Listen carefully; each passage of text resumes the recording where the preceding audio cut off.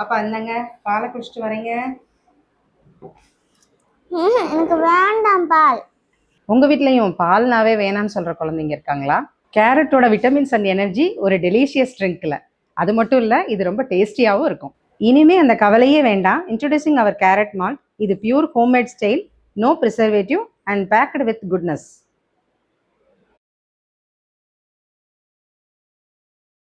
பாப்பா பால் வேண்டான்னு சொன்னேன்ல, இதை குடிச்சு பாரு. பாப்பா இது டேஸ்டா இருக்கும், குடிச்சு பாரு.